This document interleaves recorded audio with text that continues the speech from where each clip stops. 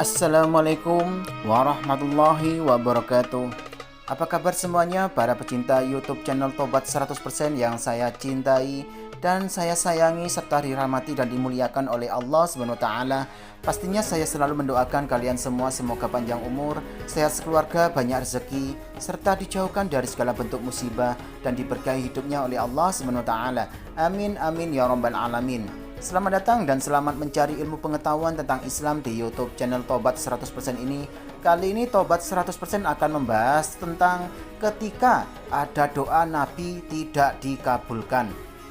Amir bin Sa'id dari bapaknya meriwayatkan, satu hari Rasulullah SAW datang dari daerah berbukit. Setelah Rasulullah SAW sampai di Masjid Bani Muawiyah, beliau masuk ke dalam masjid dan menunaikan sholat 2 rakaat. Kami pun turut sholat bersama dengan Rasulullah SAW. Kemudian Rasulullah SAW berdoa dengan agak panjang kepada Allah SWT. Setelah selesai berdoa, Rasulullah SAW pun berpaling kepada kami, lalu berkata, "Aku telah memohon kepada Allah SWT 3 hal.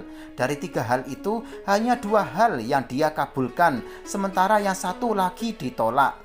3 hal itu adalah: pertama, aku memohon kepada Allah SWT agar Dia tidak membinasakan umatku dengan musim susah atau paceklik yang berkepanjangan. Permohonanku ini dikabulkan oleh Allah SWT. Kedua, aku memohon kepada Allah SWT agar umatku ini jangan dibinasakan dengan bencana tenggelam seperti banjir besar yang telah melanda umat Nabi Nuh alaihissalam. Permohonanku yang ini pun dikabulkan olehnya. Ketiga, aku memohon kepada Allah SWT agar umatku terbebas dari pertikaian sesama mereka, peperangan, percekcokan antara sesama umat Islam. Tetapi permohonanku yang ini tidak dikabulkan, telah ditolak olehnya. Meskipun ada kalangan yang meragukan tentang kesahihan hadis tersebut, tentu apa yang terjadi di kalangan umat Islam saat ini, bahkan sejak sepeninggal Nabi SAW mengkonfirmasi kebenaran apa yang disampaikan baginda Rasulullah SAW, karena sejatinya tidak ada yang keluar dari perkataan Nabi kecuali yang diwahyukan kepadanya. Quran Surat 53 An-Najm 3-4. Perbedaan dan keberagaman adalah sebuah keniscayaan yang ianya juga merupakan karunia dari Allah SWT. Bahkan Nabi SAW bersabda bahwa perbedaan di antara umatku adalah rahmat al-hadits. Yang kemudian menjadi persoalan ialah ketika perbedaan pemikiran, pandangan, dan sikap keagamaan antara satu dengan yang lain sudah memasuki zona merah, di mana yang dianggap benar ialah pendapat golongannya masing-masing, dan yang krusial ialah memandang salah terhadap yang lainnya. Dilarang saling menghina. Hai orang-orang yang beriman, janganlah suatu kaum mengolok-olok kaum yang lain, karena boleh jadi mereka yang diolok-olokkan lebih baik dari mereka yang mengolok-olok. Dan jangan pula wanita-wanita mengolok-olokkan wanita lainnya, karena boleh jadi wanita-wanita yang diolok-olokkan itu lebih baik dari wanita yang mengolok-olok. Quran Surat 49 Al-Hujurat ayat 11. Syekh Muhammad Bashir At-Tahlawi 2006 secara eksplisit dalam ensiklopedi larangan dalam syariat Islam menyebut perbuatan menghina dan atau mengolok-olok kaum atau orang lain sebagai perbuatan haram. Kita sering mendapati ungkapan-ungkapan secara terbuka terutama di media sosial tentang cara berpakaian umat Islam saja menjadi topik pergunjingan. Mengatakan Islam bukan Arab, maka tidak harus bergamis yang notabene ke Arab-Araban. Padahal kalau pakai pantalon dan berjas yang notabene ke barat-baratan dianggap lumrah. Kalau mau Indonesia banget ya sarungan dan berpeci hitam ala Soekarno yang terkenal hingga Jazirah Arab. Celana cingkrang dan memanjangkan janggut juga tidak luput dari pembicaraan. Padahal lainnya adalah merupakan sunnah yang diajarkan oleh baginda Rasulullah SAW. Kita seharusnya lebih risau dengan orang yang berpakaian tapi telanjang daripada sibuk menyoal orang yang sudah menutup aurat secara syar'i, mengenakan cadar, bergamis, bahkan orang yang berdahi hitam juga tidak luput jadi persoalan. Biarkan saja orang berdahi hitam sebagai tanda bekas sujud, toh yang bersangkutan juga tidak berbuat destruktif kepada umat Islam yang tidak memiliki ciri yang sama dengan mereka. Meskipun dalam hal ini terdapat riwayat yang menyebutkan bahwa ketika Ibnu Umar bertemu dengan seseorang yang memiliki tanda hitam di dahi, ia pun mengingatkannya, "Bekas apa yang ada di dahimu? Sungguh aku telah lama bersahabat dengan Rasulullah, Abu Bakar, Umar, dan Utsman. Apakah kau lihat ada bekas tersebut pada dahiku?"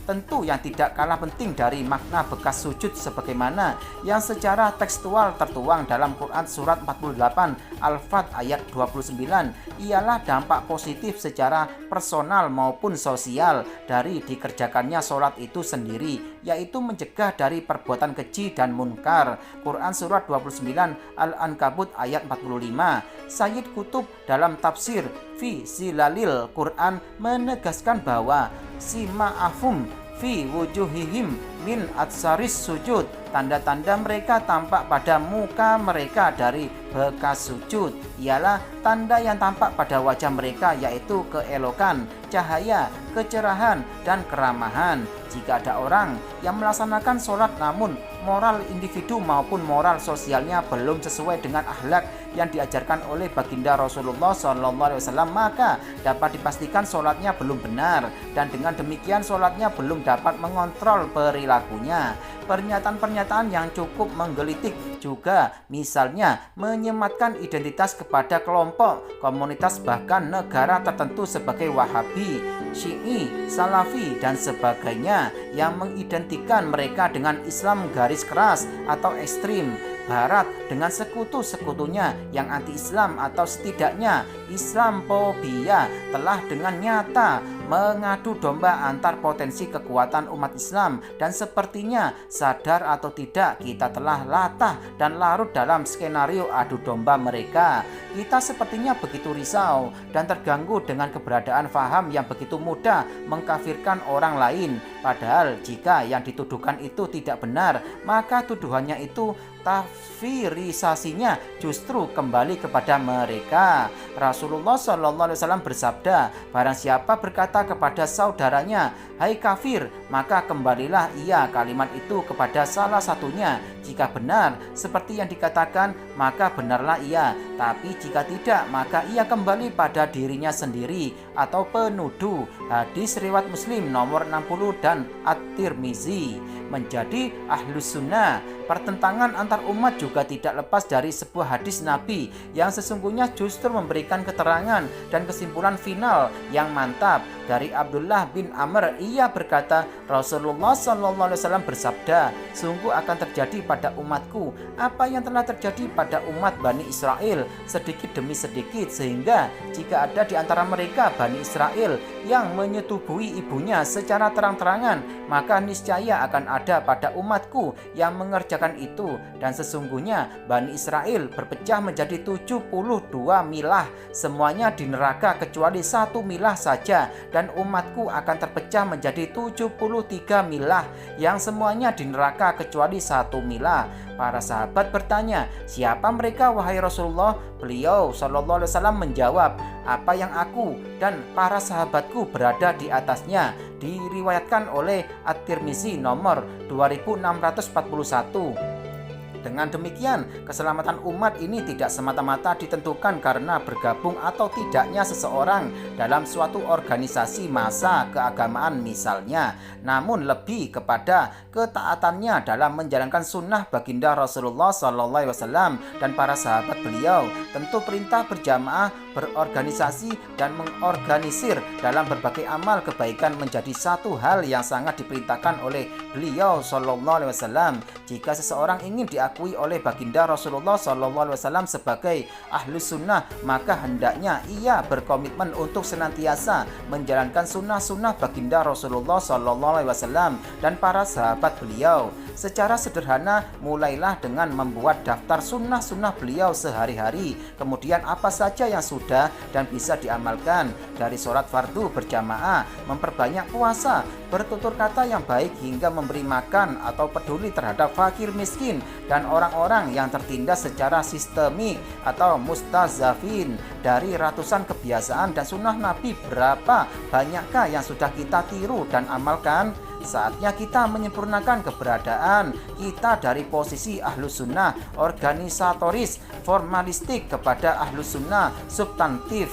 Apapun latar belakang organisasi dan aliran pemahamannya atau mazhab, hendaklah meminimalisir dan idealnya menzerokan konflik pemikiran yang tidak produktif, karena kebenaran yang hakiki hanyalah milik Allah SWT dan kebenaran yang manusia rumuskan bersifat relatif. Sepanjang syahadat dan kitab sucinya sama, hendaklah jangan saling mencela. Terhadap yang berbeda keyakinan agama saja kita harus toleran. Lihat Quran surat 109 Al-Kafirun ayat 6. Apalagi terhadap sesama muslim, meyakini sesuatu sebagai sebuah kebenaran dan kebaikan tentu merupakan suatu keharusan agar kita bersemangat dan istiqomah dalam mengamalkannya. Namun menganggap salah dan apabila memusuhi orang lain yang tidak satu model keyakinan dengan kita tentu merupakan kekeliruan yang hanya memperdalam jurang permusuhan yang mestinya kita hindari.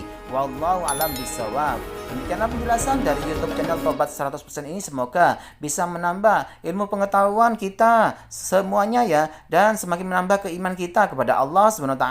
Amin amin ya rabbal alamin. Jangan lupa selalu simak YouTube channel Tobat 100% ini setiap harinya agar kalian tidak tertinggal informasi mengenai ilmu pengetahuan tentang Islam serta amalan zikir wirid dan doa-doa sesuai dengan ajaran Rasulullah SAW. Sekian, terima kasih, semoga bermanfaat. Wassalamualaikum warahmatullahi wabarakatuh.